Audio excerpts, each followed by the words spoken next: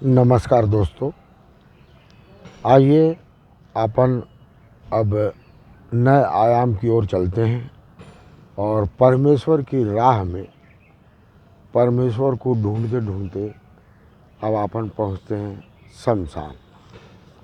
शमशान का अर्थ मैंने आपको पहले समझाया था कि जहाँ कोई भेदभाव ना हो, कोई ऊंच नीच, कोई पद ना हो, उसी को शमशान कहते हैं।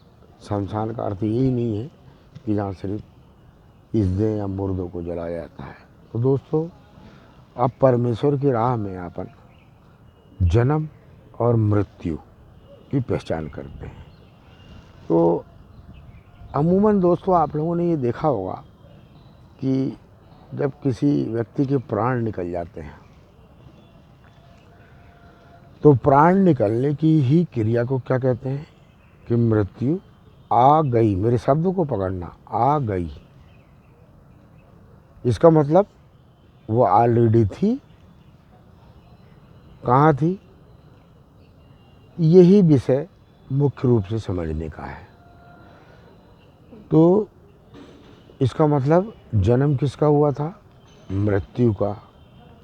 यानी कि मृत्यु हर शरीर में जीवित अवस्था में है, लेकिन जब वो निकल जाती है, चली जाती है, और दूसरे शब्दों में कहते हैं आ गई, तब अपन कहते हैं कि मृत्यु हो गई।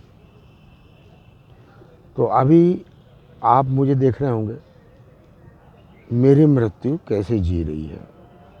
अभी बोल रही है, अभी देख रही है, अभी ज्ञान अर्जित कर रही है, ज्ञान बांट रही है, खा रही है, पी रही है, सो रही है, आनंद ले रही है, अच्छे कर्म करवा रही, बुरे कर्म करवा रही। बस शर्त यह है कि हम लोग मृत्यु से बचने के लिए तमाम तरह के टोने टोटके, उपचार, गोली, दवाई, तमाम पाखंड कर लेते हैं, लेकिन उससे पिंड फिर भी नहीं छूट पाता। तो दोस्तों, जो चीज़ शरीर के अंदर है, जो क्रियात्मक है, जिसको अपन एनर्जी या शक्ति कहते हैं, वही चीज़ जब निकल जाती है तो उसका नाम मृत्यु हो जाता है। तो कहने का अर्थ ये है कि अगर हम जीवन जी रहे हैं तो हमारा आखिरी प्लेटफॉर्म क्या है? मृत्यु। वहाँ जाके उतरना है। मृत्यु सवार है इस शरीर में, उसका प्लेटफॉर्म शमशान है। वहाँ जाके उसको जलना है, भस्म होना है, दफन होना है। तो मृत्यु कह रही है कि जब मैं तेरे अंदर ऑलरेडी हूँ तो तू मुझे कैसे जी रहा है। वो बार बार अंतर मन में समझाइश देती है, लेकिन इंसान फिर भी नहीं समझता है, अपने तौर तरीकों से जीता है और उससे भय खाता है। तो जो दोस्तों, जो जागृत है, जो जी रही है, जो दिखा रही है कि देखो मैं निकल गई, तो ये पड़ा हिल नहीं पा रहा है, अपन उसको देखते हैं सिर्फ मिट्टी को, और मिट्टी को देख के भय खाते हैं। उस मिट्टी को देख के कि कितनी प्रकार की भ्रांतियाँ मन में पैदा कर लेते हैं, जबकि जो जी रही है उसी का नाम मृत्यु है। जब वो निकल जाएगी तो ये शरीर मृत्यु के रूप में कन्वर्ट हो जाएगा। तो इसलिए दोस्तों, की मृत्यु आपके शरीर के अंदर है, ये जो बोल रही है शक्ति के रूप में, इसी का नाम दूसरा मृत्यु है।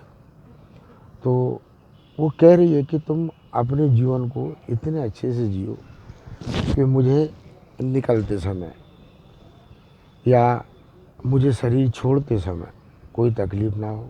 मैं तुम्हें दुआ दिया हूँ, और श्री हरि के चरणों में कि मैं दासी हूँ, उनकी रक्षक हूँ, मैं भय की कारक हूँ। अगर मेरा भय नहीं रहे तो लोग भगवानों को भी, देवी देवताओं को भी अपना बंधक बना लें। इसलिए मैं भगवान का एक तरीके से कवच हूँ। तो मैं आपको मृत्यु के बारे में इसके सेकंड एपिसोड में बताऊंगा कि मृत्यु श्री हरि परम पिता परमेश्वर की कैसे कवच है। तो दोस्तों, आप लोग अब समझ गए होंगे कि मृत्यु वो नहीं है कि जो लाश पड़ी हुई है।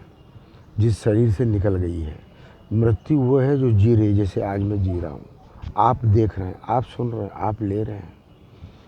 तो इस जीवन को अच्छे से जियो, ताकि शमशान में सिर्फ जो बाडियाँ पड़ी रहें या चिताएं जलती रहें उनको देख के नहीं, उनसे भय खाने की बिल्कुल ज़रूरत नहीं है। भय तो आप मुझसे खाओ, अभी आप जीवित हो अपने से खाओ कि ये कर क्या रही है तुम्हारे अंदर जीते जी, नेक काम तो करवा नहीं रही, कि अच्छा काम करें और या बुरा काम करें, ये चिंतन भी देती है, लेकिन उसको समझना बहुत मुश्किल होता है। मेरा सभी से आग्रह है कि मृत्यु को शान से जियो और शान से हरि के चरणों में ले जाओ, और वो तो खड़ी है हरि से मिलवाने के लिए। तो नमस्कार दोस्तों, अगले एपिसोड में बताऊंगा कि श्री हरि की कवच ये कैसे है।